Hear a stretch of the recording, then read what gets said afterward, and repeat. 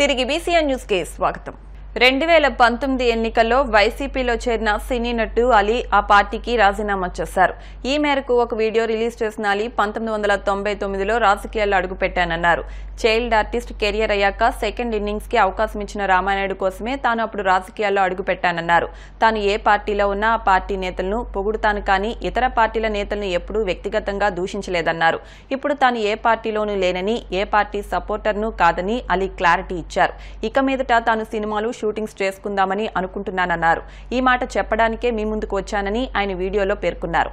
1999లో నేను రాజకీయాల్లో అడుగుపెట్టాను మా పెద్దాయన డాక్టర్ డి రామానాయుడు గారి కోసం. ఎందుకంటే నేను చైల్డ్ ఆర్టిస్ట్ తర్వాత నేను మళ్ళీ ఒక వయసు వచ్చిన తర్వాత నాకు అద్భుతమైన అవకాశం ఇచ్చి ప్రేమ ఖైదీ అనే సినిమాతోటి మళ్ళీ నా కెరీర్ స్టార్ట్ అయింది. చైల్డ్ ఆర్టిస్ట్ తర్వాత వారు బాపట్ల నుంచి ఇలాగ నేను ఎంపీగా నుంచి ఉంటున్నానరా, నువ్వు రావాలి, నా క్యాన్వాస్ చేయాలి అనగానే తప్పకుండా గురుగారు, ఎందుకంటే మీ సినిమా తర్వాత నేను మళ్ళీ ఒక ఆర్టిస్ట్గా నేను ఎదిగాను, సో డెఫినెట్గా నేను వస్తాను అని చెప్పి వెళ్ళటం జరిగింది. అప్పుడు టీడీపీ హయాంలో దాదాపు ఒకే పార్టీలో 20 సంవత్సరాలు నేను ఉన్నాను. తర్వాత మళ్ళీ ఇటు రావడం జరిగింది. నాకు అన్నం పెట్టింది ఫస్ట్ నా తెలుగు ఇండస్ట్రీ, నా తెలుగు ప్రజలు, ప్రేక్షక దేవుళ్ళు, నా నిర్మాతలు, డైరెక్టర్స్, నా హీరోలు. ఈ రోజున ఈ రేంజ్లో నేను ఎదిగాను. 45 సంవత్సరాలు ఇండస్ట్రీలో ఉన్నాను. దాదాపు 1200 సినిమాలు పైచిలకు యాక్ట్ చేయడం జరిగింది. 6 భాషల్లో యాక్ట్ చేయడం జరిగింది.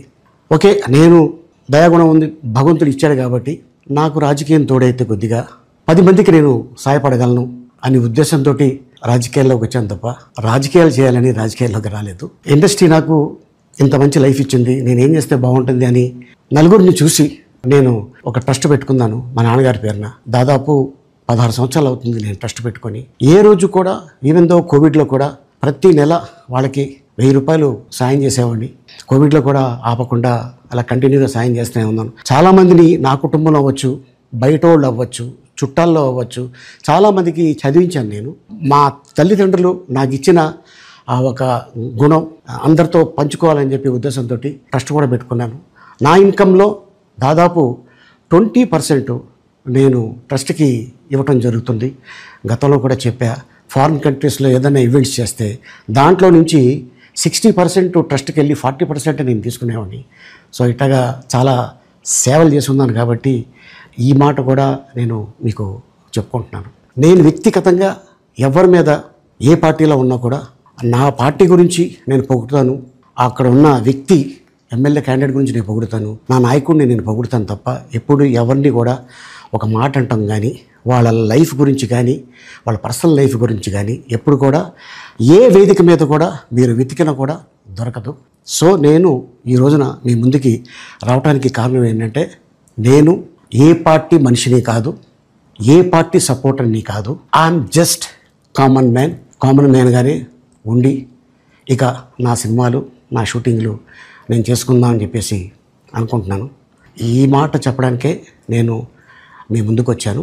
సో నేను ప్రతి 5 సంవత్సరాలకు ఒకసారి ఎలక్షన్లో మీరు వెళ్ళి ఎలా ఓటేస్తారో నేను కూడా ఒక కామన్ మ్యాన్గా వెళ్ళి ఓటేసేస్తాను.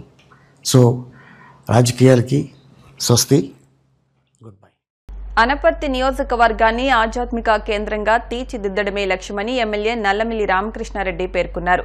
బెక్కవోలులోని లక్ష్మీ గణపతి, గోలింగేశ్వర స్వామి ఆలయంతో పాటు గొల్లల మామిడాడ, సూర్య దేవాలయం, కోదండ రామాలయాలకు గుర్తింపు తీసుకొచ్చేందుకు కృషి చేస్తానన్నారు. బెక్కవోలు లక్ష్మీ గణపతి ఆలయంతో పాటు పలు ఆలయాలను అభివృద్ధి చేస్తామన్నారు. అనపర్తి నియోజకవర్గంలో అనేక విశిష్టమైన ఆలయాలు ఉన్నాయి. అందువల్ల అనపర్తి నియోజకవర్గంలో టెంపుల్ టూరిజం డెవలప్ చేయాలి. తద్వారా అనపర్తి నియోజకవర్గాన్ని ఆధ్యాత్మిక కేంద్రంగా తీర్చిదిద్దాలి. ప్రధానంగా చాలా ప్రాచుర్యమైన గొల్లల మామిడాడ రామాలయం గాని, సూర్యదేవాలయం గాని, బెక్కవోలు లక్ష్మీ గణపతి ఆలయం గాని, బెక్కవోలు గోలింగేశ్వర స్వామి ఆలయం గాని, పుట్టకొండ లక్ష్మీ నరసింహస్వామి ఆలయం గాని, ఇటువంటి ఆలయానికి ప్రాచుర్యం కల్పించడం ద్వారా అనపర్తి నియోజకవర్గంలో టెంపుల్ టూరిజాన్ని డెవలప్ చేయాలనే ఒక ఉద్దేశంతో ఇవాళ దేవాదాయ శాఖ ఉన్నతాధికారులతో ఇక్కడ సమీక్ష నిర్వహించడం జరిగింది. వివిధ ఆలయాలకు వస్తున్న ఆదాయం, వాటిని ఏ విధంగా పెంపు చేయాలనే దానిపైన కూడా సమీక్ష చేయడం జరిగింది. అదేవిధంగా కొన్ని ఆలయాలు, ముఖ్యంగా లక్ష్మీ గణపతి ఆలయం గాని, రామవరం శివాలయం గాని, పైన శివాలయం గాని, రంగంపేట శివాలయాలు గాని పునర్నిర్మాణం చేయాలి అనేది కూడా ఆలోచన చేశాం.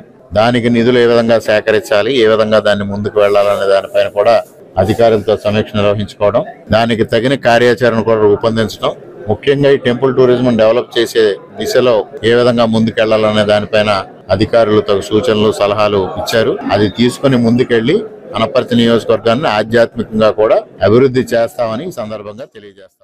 వారంలో ఖాళీ చేయకపోతే బుల్డోజర్తో ఆఫీస్ పగలగొడతామని కడప ఎమ్మెల్యే మాధవిరెడ్డి ఒక కార్పొరేటర్ని హెచ్చరించారు. కడప నగరంలోని ఓ వార్డులో వైసీపీ కార్పొరేటర్ రోడ్డును ఆక్రమించి రూములు కట్టుకున్నాడని ఎమ్మెల్యే పేర్కొన్నారు. ఈ సందర్భంగా ఎమ్మెల్యే ఆక్రమిత స్థలానికి వెళ్లి పరిశీలించి అక్కడ సిబ్బందికి హెచ్చరించారు. వారంలో ఖాళీ చేయకపోతే బుల్డోజర్ తీసుకునొచ్చి కూలగొడతామని హెచ్చరించారు. డివిజన్ లో మెయిన్ రోడ్డుకి లోపల కార్పొరేటరు గవర్నమెంట్ రోడ్ లో పేవ్మెంట్ ఆక్యుపై చేసుకుని రూములు కట్టుకొని ఉన్నాడు. ఈయన పేరు అక్బర్ అంట. ఈయన 34 డివిజన్ లో కార్పొరేటర్ గా గెలిచినాడంట. గవర్నమెంట్ నుంచి జీతాలు తీసుకుంటూ వీళ్ళని కార్పొరేటర్ గా గెలిచింది. గవర్నమెంట్ ఒక రోడ్లని ఆక్యుపై చేసుకుని పేవ్మెంట్ల మీద రూములు కట్టుకున్నారు జబర్దస్తిగా. అలా స్టాఫ్ వర్క్ చేస్తున్నారు. ఇక్కడ మీరే కదా కార్పొరేటర్ మనుషులే కదా ఇద్దరు. 1 వీక్ లో కార్పొరేటర్ ఇది ఖాళీ చేయకపోతే బుల్డోజర్ తీసుకొచ్చి పగల కొట్టేస్తాం. ఖాళీ చేసేమని చెప్పి అబ్బర్కి లేకపోతే క్రిమినల్ కేసులు బుక్ అవుతాయి. ఆయన మీద డెఫినెట్ గా వీళ్ళ మీద క్రిమినల్ కేసు బుక్ చేయాల్సిన అవసరం ఉంది. కార్పొరేటర్ హోదాలో ఇలా వచ్చి సమాజాన్ని మొత్తం తినేస్తున్నారు వీళ్ళు. చిన్నోళ్లు బీదోళ్లు ఎక్కడన్నా వాళ్ళకున్న సొంత స్థలాల్లో ఇల్లులు కట్టుకుంటే ఏ మాత్రమైన డీవియేషన్స్ పోతే రోడ్డు వచ్చి వాళ్ళ ఇళ్లను కూల్చేస్తారు. ఒక బాధ్యతాయుతమైన పోస్ట్ లో ఉండి ఒక కార్పొరేటర్ గా గెలిచి కార్పొరేటర్ రోడ్డు మీద షెడ్లు వేసేసుకొని పర్మనెంట్ ఆఫీస్ పెట్టేసుకున్నాడు. ఇది 5 ఏళ్ల నుంచి వైఎస్ఆర్సీపీ గవర్నమెంట్ లో గెలిచిన కార్పొరేటర్ పరిస్థితి. ఈ పక్కన రోడ్ లో సేమ్ కాలువ మీద మొత్తం కాలువను మూసేసేసి కాలువ పక్కన ఉన్న పేవ్మెంట్ మీద వైఎస్ అవినాష్ రెడ్డి గారు జగన్మోహన్ రెడ్డి గారి నిధులతో ఆర్ఓ వాటర్ ప్లాంట్ పెట్టేసి ఈ జగ కూడా ఆక్యుపై చేసేసుకున్నారు. ఇలా ప్రజాధనం దుర్వినియోగం చేయడం ఒక విషయము. అసలు రోడ్లను ఆక్యుపై చేసే హక్కు ఎవరిచ్చినారు వీళ్ళకి? కాలువను రోడ్ లో తీసుకొచ్చేసేసి వీళ్ళ రూములు కట్టుకోవడానికి కాలువలు కూడా జరిపేసుకున్నారు. ఇది ఈ యొక్క ఎంపీ గారి యొక్క పరిపాలన. ఈ ఎంపీ గారిని కడప పార్లమెంట్ లో గెలిపించుకునేది ప్రజల ఆస్తులు దోచుకోవడానికి. వైసీపీకి వరుస షాకులు తగులుతున్నాయి. కృష్ణా జిల్లా మచిలీపట్నంలోని వైసీపీ కార్యాలయానికి మున్సిపల్ అధికారులు నోటీసులు జారీ చేశారు. వైసీపీ జిల్లా అధ్యక్షుడు పేర్ని నాని అందుబాటులో లేకపోవడంతో కార్యాలయ సిబ్బందికి అధికారులు నోటీసులు అందజేశారు. నిర్మాణానికి సంబంధించిన ధ్రువపత్రాలు సమర్పించాలని లేదంటే చర్యలు తీసుకుంటామని అధికారులు పేర్కొన్నారు. విజయవాడ అజిత్ సింగ్ నగర్లోని మదర్సా చారిటబుల్ ట్రస్ట్ లో 100 కేజీల కుళ్లిపోయిన మాంసాన్ని ఫుడ్ సేఫ్టీ ఇన్స్పెక్టర్ గౌస్ గుర్తించారు. మదర్సా చారిటబుల్ ట్రస్ట్ లో కరిష్మా అనే విద్యార్థిని కడుపు నొప్పితో మృతి చెందిన విషయం తెలిసిందే. కుళ్లిపోయిన మాంసం ద్వారా వండిన పదార్థాలు తినడం వల్లే చనిపోయారని కుటుంబ సభ్యులు ఆరోపిస్తున్నారు. ఈ ఘటనపై food safety inspector Ghouse samples ను ల్యాబ్కు పంపించారు. చైన్ స్నాచర్లపై పోలీస్ శాఖ ప్రత్యేక దృష్టి సారించిందని గుంటూరు జిల్లా అడిషనల్ ఎస్పీ శ్రీనివాసరావు పేర్కొన్నారు. మంగళగిరి పట్టణ పోలీస్ స్టేషన్లో జరిగిన మీడియా సమావేశంలో ఆయన మాట్లాడుతూ పట్టణ పరిధిలోని ఇటీవల జరిగిన చైన్ స్నాచింగ్ లో ఒకరిని అదుపులోకి తీసుకుని 52 గ్రాముల బంగారం, రూరల్ స్టేషన్ పరిధిలో జరిగిన చోరీ కేసులో 2 నిందితులను అదుపులోకి తీసుకుని 29 గ్రాముల బంగారం రికవరీ చేశామన్నారు. మంగళగిరి పరిసర ప్రాంతాల్లో దొంగతనాలు, స్నాచింగ్స్, పర్టికులర్లీ ఆడవాళ్ల మెడలో పసుపు తాళ్లు తెంపుపోవటం కేసులు జరగడంతో గుంటూరు ఐజీపీ గారైన సర్వశ్రేష్ఠ త్రిపాఠి గారు ఇచ్చిన ఉత్తర్వుల మేరకు మా ఎస్పీ గారు తుషార్ దుబే గారు సూచన మేరకు నేను ఈ డిఎస్పీ నార్త్ డిఎస్పీ రవికాంత్ ఓ ప్రత్యేకమైన శ్రద్ధ తీసుకుని స్పెషల్ టీమ్స్ ఈవెన్ అంటే నేను క్రైమ్ అడిషనల్ ఎస్పీని మా టీమ్స్ లోకల్ టీమ్స్తో కలిపి పాత ముద్దాయిలు అలాగే ఈ విధమైన నేరాలు చేసే వాళ్ళ మీద మనం ప్రత్యక్షమైన శ్రద్ధ చూపించి ఎన్ఆర్ఐ సెంటర్లో కందుల విఘ్నేష్ బాబు అన్న అతను అరెస్ట్ చేయడం జరిగింది. అతని దగ్గర రీసెంట్గా మీ మంగళగిరి టౌన్లో జరిగిన స్నాచింగ్ ఇంటాక్ట్ ప్రాపర్టీ పట్టుకోవడం జరిగింది. అలాగే అతను ఓల్డ్ గుంటూరులో కూడా ఒక స్నాచింగ్ కన్ఫ్యూజ్ చేశాడు. 2 కేసులు పెట్టడం జరిగింది. ఈ దొంగతనాలు జరిగినాయి. దాంట్లో కూడా ఒక ఈ వ్యసనాలకు అలవాటు పడ్డ ఓల్డ్ నేరస్తుడు చిల్లర సురేష్ అన్నవాడిని పట్టుకోవడం జరిగింది. అతను కూడా 3 నేరాలు కన్ఫ్యూజ్ చేయడం జరిగింది. మన మంగళగిరి రూరల్లో 2, అలాగే ఖమ్మం జిల్లా కుసుమంచి విలేజ్లో కూడా ఒక నేరం జరిగింది. అతను ఇంటర్స్టేట్ నేరస్తుడు. కానీ అతను కూడా మన రూరల్ సిఐ గారు మరియు మా క్రైమ్ స్టాఫ్తో పట్టుకోవడం జరిగింది. వార్తలు ముగించే ముందు ముఖ్యాంశాలు మరొకసారి.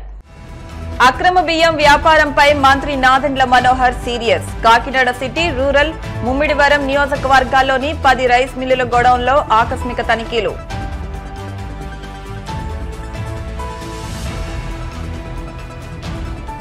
పోలవరం ప్రాజెక్టును చంద్రబాబు ఏటీఎంలా వాడుకున్నారని ప్రధాని మోదీ వ్యాఖ్యానించలేదా? సీఎం చంద్రబాబుపై మాజీ మంత్రి అంబటి రాంబాబు ధ్వజం.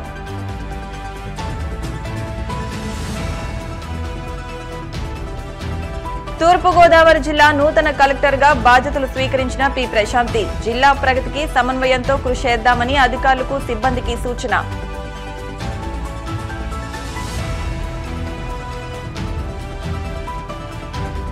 రాజకీయాల నుంచి తప్పుకుంటున్నట్టు ప్రకటించిన కమెడియన్ అలీ.